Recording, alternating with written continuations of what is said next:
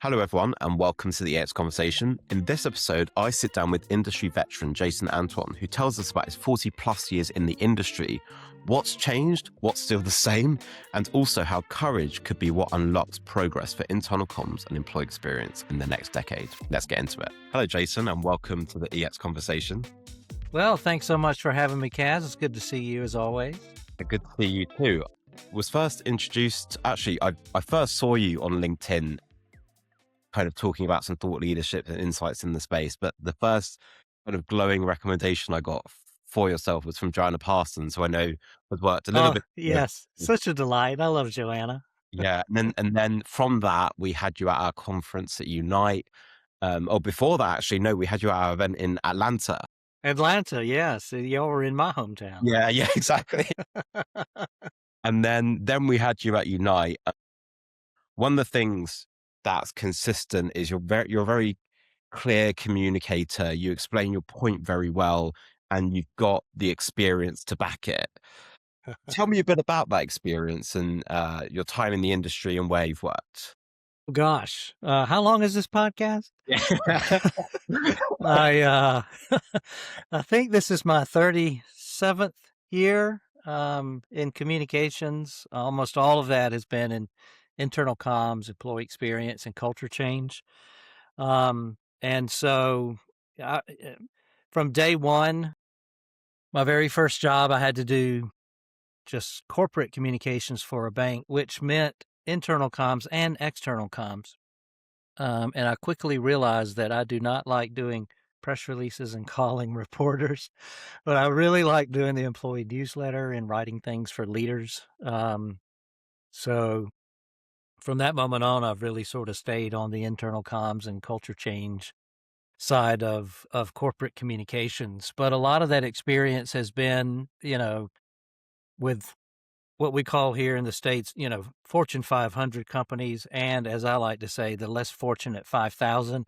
It doesn't really matter what industry or even what size your organization is. As soon as you hire employee number 2, you have these kinds of internal comms challenges and opportunities. And so I've spent a good bit of time in companies like GE and Siemens and Newell Brands and Coca-Cola and, a lot of big brand names that folks will recognize, but also in a lot of companies that, most people have never heard of.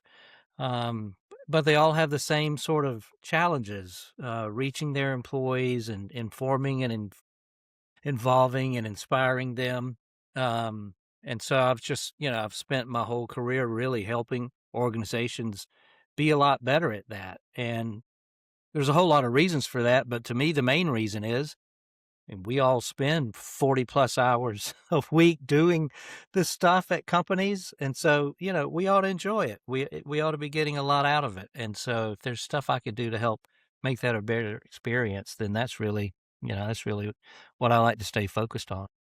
Yeah. And I have so I've worked in kind of employee experience, internal communication, intranet, maybe now for coming up 10 years, which is basically my whole career. But like, what You're an old veteran now. in that time, I've already started to see some repeated themes come up and cycles that happen. If you were to zoom out on your time, what are some of the things that just don't seem to go away? And what are some of the things that maybe are new, if there are any? Right. Well, that's a great question because, I've got a whole span of almost 4 decades to kind of draw from. But I think the one thing that never goes away is we have a hard time reaching our employees, which sounds ridiculous now, given all the technology and the platforms and different ways. But, first job right out of school, it was not unheard of for me to, on a Macintosh Classic, type out some kind of thing, print it, and then put it in an interoffice mail in an envelope and stick it in an outbox, and the mail person comes by and picks it up and then takes it to another floor in the building. You don't know if they've read that thing or not. You don't know if they're ever going to get back to you. There's just absolutely no. And so you would think nearly 40 years later, there would still be, a way to find out, and if they are or aren't or whatever. But it feels like we're just constantly kind of stuck in that doom loop of not really knowing, did they get it? Did they get it? What are they going to do now that they've got it? Like, that seems to be a constant issue across the years, despite advances in technology. I know there's ways to see if they've read it or not, but what did they think, feel, say, or do as a result of reading that thing? That's still that takes manual effort, I think, to go and find that out, in addition to whatever the platforms that we're using. And then I think the other one is that on the leadership side of organizations, it feels like there's a lot of leaders who just continue to kind of define their role more as managers. Hmm. Like, to me, the distinction is, leaders kind of set where we're going and how we're going to get there, and then inspire people to be able to do that, versus managers who just kind of, make decisions by spreadsheet. Hmm. And I don't think we need people to be making decisions by spreadsheet anymore. That's what the AI robots are for. Right. And so I think the opportunity for us is to figure out, how can we help the leaders be actual better leaders? Hmm. Sort of like my cat is doing behind me right now. Yeah. John is being a leader and disrupting this podcast. That's forward, That's exactly right. So I think, that's our biggest opportunity, is to help the leaders be better leaders. They're pretty good at being managers, or they wouldn't have gotten these jobs, but we have to help them be better leaders, which means building stronger relationships with their employees. Mhm. Has the kind of idea of leadership changed in that time? Because I feel like it has, even in my short tenure. Yeah. Like, how has it changed? And yeah. That's a great question. I think it definitely has. I think you could get away with just sort of thinking of it as being, a highfalutin manager. But now I don't think you can. And I think also, if you look at the C-suite, for example, there's a chief human resources officer, there's a chief financial officer, and they're kind of broken up into these functions. And maybe in the past that was great, but I don't think that works anymore. Like, the HR person has to know a lot about finance. The finance person has to know a lot about HR.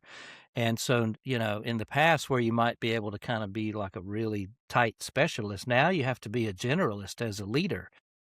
And now, on top of understanding different parts of the business, you now have to understand technology and AI and how a manufacturing facility is going to be set up for workflow and efficiency.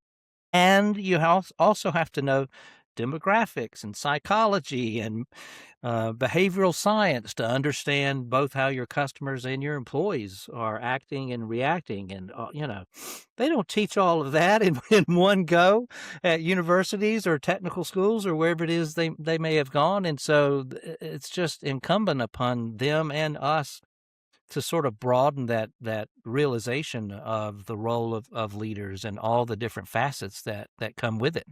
Mhm. It's so interesting because I felt like I kind of so before I worked at uni, I worked for a different kind of large public transport company, and um one of the kind of like things that came back through the employee survey was that we want members of our C-suite to kind of feel more authentic, more real, more connection. And so the answer to this was to schedule a series of workshops with some of the knowledge workers where the C-suite would come in and kind of like either ask questions about those employees or talk about themselves. And uh, I,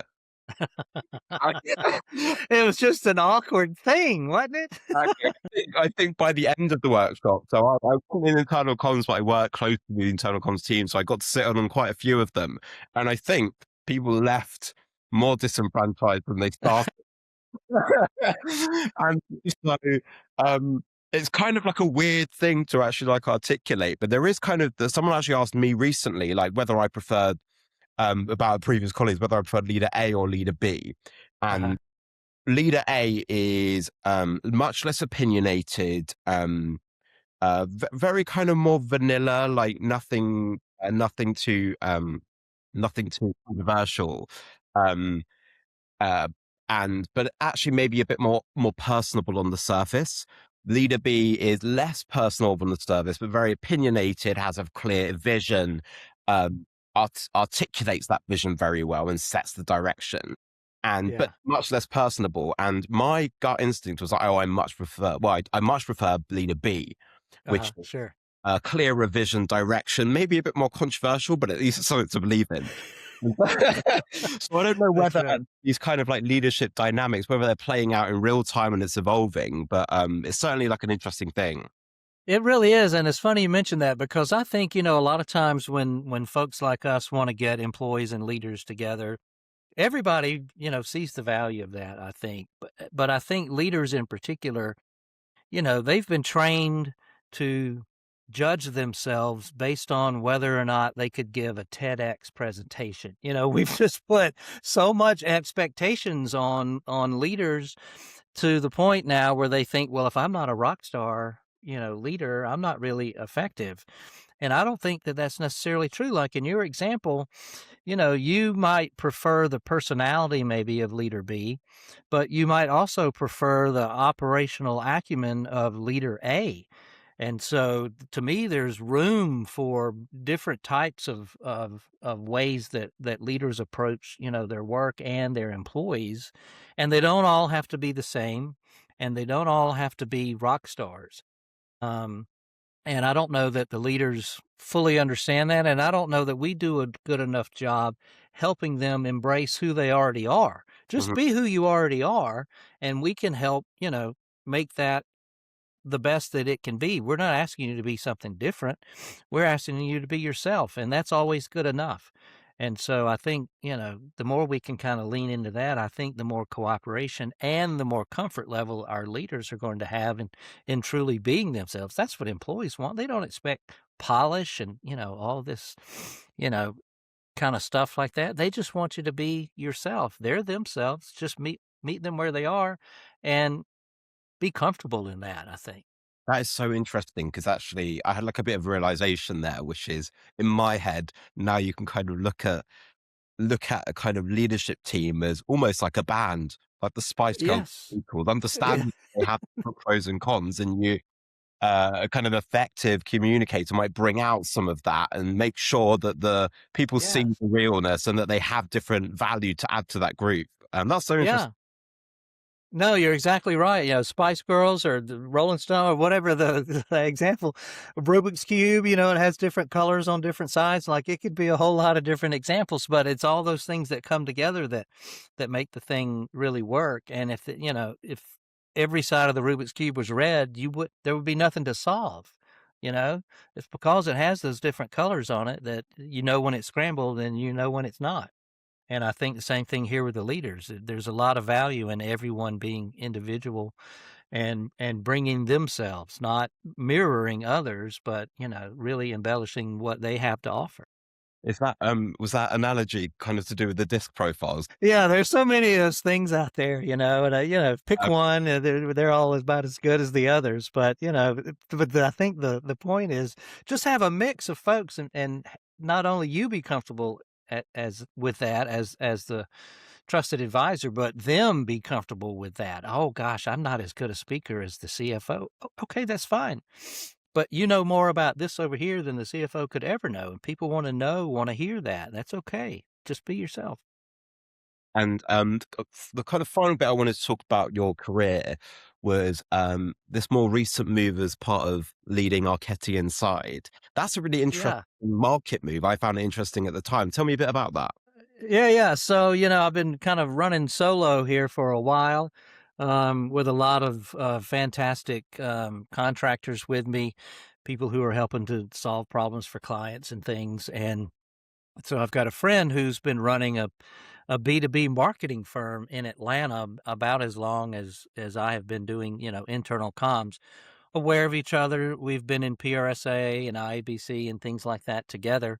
Uh, but our paths never really crossed because, marketing is one thing and internal comms and employee experience is kind of another. However, last year he called and said, "Hey, I want to talk to you about this opportunity." So we met, and what we ended up talking about was the fact that there really isn't any separation anymore between what a company says in the marketplace and who they are in the workplace. And we both kind of came to that conclusion at the same time. And so, us getting together, it'll be a year next week, I guess. Um, his firm acquiring my firm, I think brings a different sort of conversation to both our separate clients on the HR and corp comms and maybe internal comm side, and then certainly on the marketing side, where, not maybe somebody could make the case that in the past all that was kind of separate, or maybe we just were treating it that way because it was easier. It's not separate anymore. I mean, you have employees who are customers. Hmm. You have customers who used to be employees. You say things inside your organization that you used to think never got out. They always did. Yeah. But now you know that all that stuff gets out. And so what you say inside gets shown outside. And so that leads to sort of this concept around brand equals experience squared, which is it is the combination of the customer experience and the employee experience. And it's those two things that really define the brand. And so if you're spending all your time defining yourself in the marketplace without spending any time defining yourself in the workplace, you're not going to be able to meet the expectations that you yourself have set. And so now, to me, those things, if they ever were truly separate, they're not anymore. They're right up next to each other now, and they're almost the same thing. And so this opportunity, working through Arketi really just sort of amplifies that. Conversations we're having with CMOs about culture and how that helps define the brand that we're setting up in the marketplace Hmm. are incredible. Never would have imagined that the CMO would really care about culture. And then the same thing with CHRO, like what sort of culture do we need to define here so that we are able to deliver on what our CMO is defining as our brand. Um, and it's just made it a lot more interesting to work with a firm that has been focused on that so much. And then, of course, we've been focused on the opposite. And now we're together and we're just having totally different kinds of conversations with clients and prospects. I was actually just about to ask about that. Is the kind of like type of work that you're working on now different because of maybe where it comes from in the org, or is it a kind of sign of the times that some of that conversion is meaning that the work that's more important is different? Like, yeah, what are some of those themes? Right. So I think, on the marketing side, it's just speaking from an internal comms person perspective, they get all the money, they get all the resources, they get all the team members. Like, why don't we ever get any of that stuff? And the main reason why is they're able to really, define ROI and show exactly, the impact that they're having. We are now kind of, just dipping our toe in those waters on the internal comm side. But it's been really interesting because, the CMO might call and say, "Hey, we've got this initiative and we think it might involve employees." So we go in and have that conversation, and then lo and behold, yes, it does. Of course it does. And then that's an opportunity for us to bring maybe the internal comms leader or the change leader or the CHRO into that conversation in a way that maybe the marketing team might not have realized they should bring those people in. And then, of course, the opposite happens. My team and I might be having conversations with the change folks or folks, deep down in the operational side of the organization. And some things that are happening there are impacting customer experience or on time delivery or quality or whatever the KPIs that they're measuring. And so we're like, okay, well, let's try and figure out the types of things we need to do, but we really need to bring the people in from marketing to help us understand the impact that this thing not running right is having on our relationships with our customers. And so all of that just sort of felt like, oh, that's a great ideal, but I don't know that we'll ever get there. We're there. We're having that is happening now, and it in a way that to me it wasn't really happening maybe 2, 3 years ago. What you just said pinged off something in my mind, which was probably one of my favorite, if not my favorite quote from Unite, which I actually wrote down somewhere and I got it up whilst you were speaking, which is driving revenue, controlling costs, mitigating risk. Every Yes. decision made by a leader around those three things. So everything we as communicators should do should be tied to those three things. And I just thought that was so great because it's so simply communicated. And sometimes you can get lost in all the mess when actually like anchor in those Yes. things, and that should drive what you're doing really. 100%. And, our friends in marketing have been doing that for a very long time, which is why, they're a little bit ahead of us on being able to get what they need. But that's okay. We're closing that gap. And I think it's because they've been focused on those three things: the revenue we drove, or the cost that we're able to save, or the risk we're able to mitigate. We do the same thing. We do the exact same thing and have always done the exact same thing, but we've never talked about it using the leader's language. And those three things are the most important components of how leaders speak and what they understand. And so we've never really positioned the type of things that we have always done in sort of those three buckets. But now it's easier. Platforms like yours, other KPIs, there's plenty of ways to measure not just the outputs, but the outcomes. And those outcomes typically ladder up into one of those three buckets, or all three of those buckets. Yeah. Now it makes it a lot easier to really sort of prove the value and have the ladder right up to the KPIs that matter the most in the organization, in the same way that marketing is able to do that, which to me brings marketing and internal comms even closer together, because now we're speaking the same language ourselves and directly to the leaders. And really, that's what matters the most. Like, it's great if we can get, all these likes and shares and butts and seats at the town hall meeting, but what did anybody think, feel, say, or do after that? That's all the leaders care about, and especially how it lines up in those three things. And the more we can demonstrate that, the more value we're providing. Cool. That's probably a nice segue into your kind of passionate area. So I always encourage a guest to come with a specific area that they're passionate about. And before that, I know you sent me quite a bold take, actually. Yeah, somehow I've gotten the reputation of having all the bold takes, and that's fine. I'm You like glad to, bold. I told you the type of leaders I like are bold. So Yeah, that's right. I'm leader B in your example, yeah, maybe. exactly. But yeah, one of the things I've seen over the years, not just recently, but forever, but it's really kind of gelled recently, is that to me, the bottleneck that we all experience on the internal comms, employee experience, kind of culture change side, that keeps us from having the kinds of success that we know might be possible. I don't think it's necessarily skill sets. I don't know that it's necessarily platforms or technology. I don't know that it's necessarily even budgets and resources.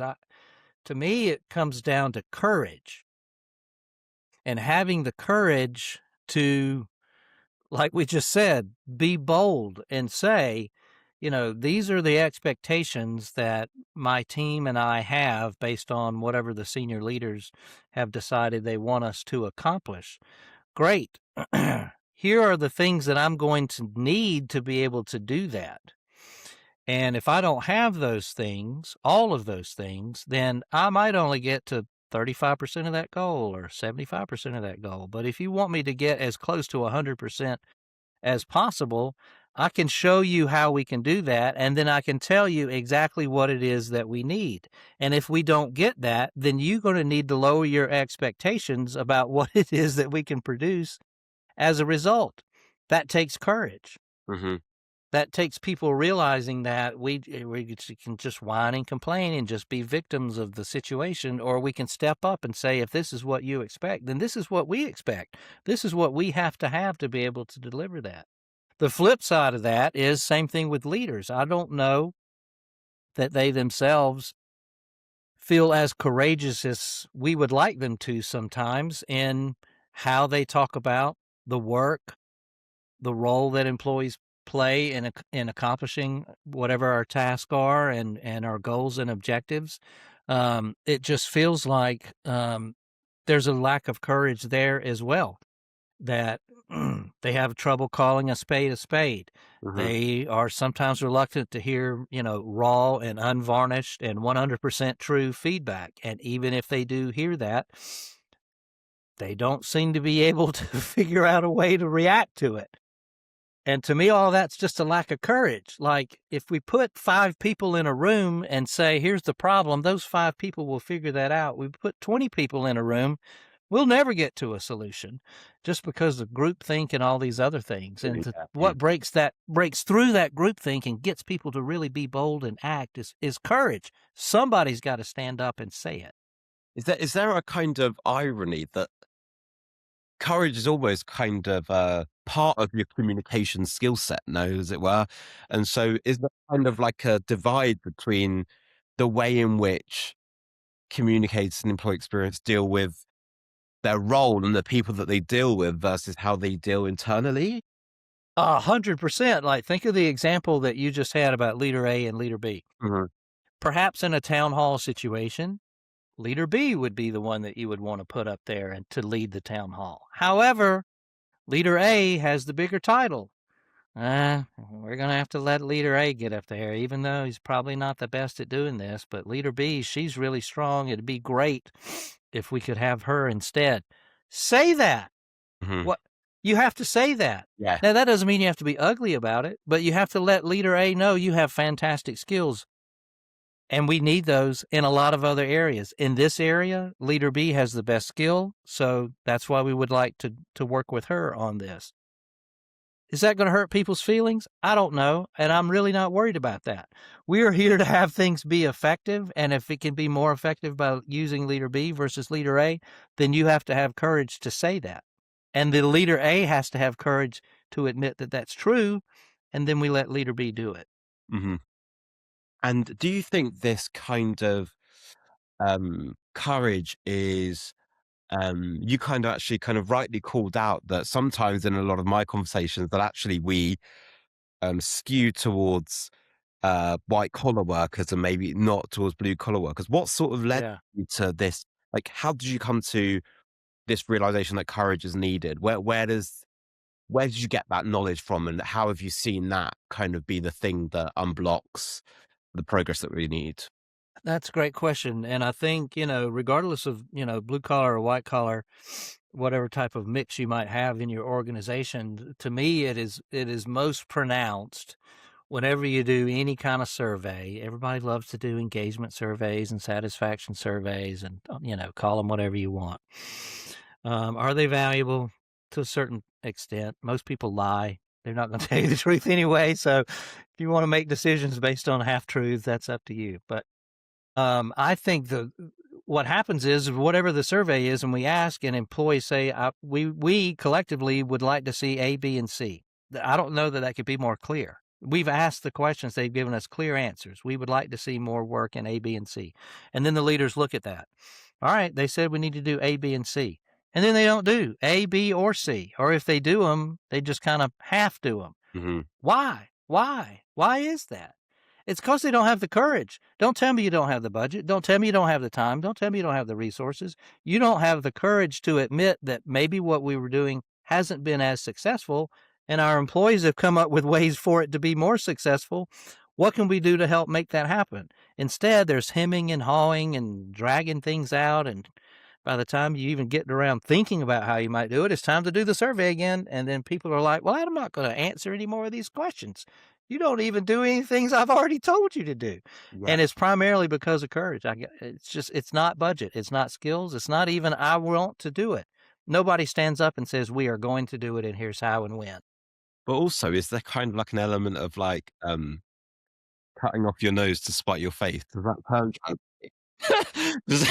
I don't know whether that term Yes. translates, but like I feel like sometimes Yes. because of ego and politics, people tend to double down and down, and actually it takes That's someone right. courage to be like, hang on, let's just turn the ship around, admit that That's we're right. wrong or do something different. That's right, and I think really it's really that concept that you just articulated is really difficult in my world, being on the outside of an organization, being kind of a consultant and kind of a trusted advisor, is that to be successful, people have to admit that what they're doing isn't working. That is the hardest part of trying to sell anything in, whether I'm a consultant working for an agency or whether you're an internal comms leader working, inside the organization. The absolute hardest thing that you have to do to sell anything is is for people to admit that what they have been doing isn't right. And that is people, especially leaders, especially certain kinds of leaders, they don't want to admit that. They don't want to admit that. And so that's usually the hardest part. And the best way for that person to have the courage to do that is for you to give them courage. Like if you demonstrate courage, then others see that, and then they also begin to demonstrate courage. It's very um, um, sympathetic like that. Like when people see that, it's contagious. Oh, this person really showed a lot of courage in coming and telling me this, and that so I now need to reflect that and have my own courage in trying to do something about it. So the more courage you can demonstrate, the more courage you will see in others, because now you've given them permission. That's so true. I moved into I was telling you before we started this, that I moved into the product team, and in product, there are, um, as you can imagine, lots of different ways to do things, lots of different opinions. And I kind of came from uh, a team where maybe I would not always voice that opinion, but I moved into a space where I'm working closely with people that I trust and respect. And there are lots of opinions and they're very courageous people. And I felt like I started being like kind of the mouse at the side, but I started seeing all this like courage around me. And now I feel like I'm in the midst of it. I'm like, great, Yes. you're right. Is this contagious? That's right. And I think a lot of people, around courage and some other things as part of their roles and responsibilities are waiting for permission, I think, oftentimes. And I have to tell my teams, I have to tell my clients and anybody else, somebody in line in the drive-through in front of me, if I had to, like, you don't need permission to do your job better. Like, you don't need that. Just do it better. If you think it can be done better, start right now. You don't need somebody to come by and wave a magic wand and go, ta-da, you're now empowered to do the job that you think you need to do. Like, just do the job. And the more you do it and the more you demonstrate it, the more you're giving other people the courage to be able to do the same thing. And then that's contagious. And then the next thing you know, the organization's culture is moving and advancing in ways that you never could have done with just a bunch of, comms. Yeah, totally. I think also this kind of courage gives more depth and definition and clarity, which is if you look at like those things are Mhm. underlying challenges are that mean the communication challenges or don't reach the front line or aren't well understood or people make the decisions. It's kind of you might technically check boxes of communication, but if some of those things aren't solved for, then they don't reach or provide the clarity that they need to. That's right. That's right. And we've all had examples, and I've had dozens over the years of, I think we could have a whole lot better culture here if we just had like 2 or 3 firings. Mhm. You know? Like everybody knows the leaders that are hard to work with and obstinate and feel like they're just blocking every opportunity and challenging you about the simplest and silliest of things. And so you think, "Oh gosh, it would be so much easier if these people would just leave." We know it would be also easy? Help them understand why that's not the right behavior and what you can do to help them sort of change those things. It's just so many times we can't get to where we want to get, and there's usually, a handful of reasons and maybe a handful of people who are preventing that from happening. Mhm. It's our jobs to tell people things that the entire organization observes that need to be improved. That's our job to do that. Does that is that risky? Yeah, absolutely it is. Does it require bravery and courage? Absolutely it does. But if our role is to represent all of the employees who mostly feel like they are voiceless in most organizations, if our job is to represent them, we're duty bound to do that. We have a responsibility to do that. Now, there's a way to have those conversations that, aren't quite as sharp and angular as maybe some of the casual conversations are, but you're doing these people a favor. If they're leaders, deep down in their hearts, they want to be more effective. They just don't know how, and no one's maybe ever told them. That's our job. It's our job to do that. Our job is to counsel and give advice, and that includes that. sometimes whether they want to hear it or not, but that doesn't mean they don't need to hear it. Nice. I love that. Thanks for that take as well. I feel like it's been quite a productive conversation. I feel like I've taken away something from Yeah, it. yeah, great. Yeah, it's been fun. I always love talking with you. I've got just to kind of finish us off. I've have some kind of regular questions that I ask my guests. Okay. Always find it interesting to see how people take them on. The first one I've got for you is to do with hidden skills. So, like, what do you think is maybe a undervalued or underrepresented skill in the profession? Probably courage, actually, given that we've just spoken about it. What do you think is the second most underrepresented skill? I think the one that uh maybe not underrepresented, but underappreciated is patience. Mm-hmm. I think we as a community of internal comms folks have over the years just developed a ton of patience.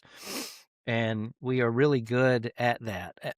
That doesn't mean we like having to be patient, but I think, as I tell my team all the time, it takes a lot of patience while we wait for people to finally come to our conclusion, right?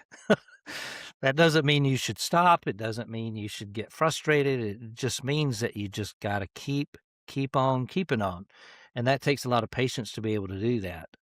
Can you accelerate that? Sure. Courage helps. ROI helps, all kinds of stats and proof and all those other things besides just your learned opinion, which is already valuable, but not as valuable as stats.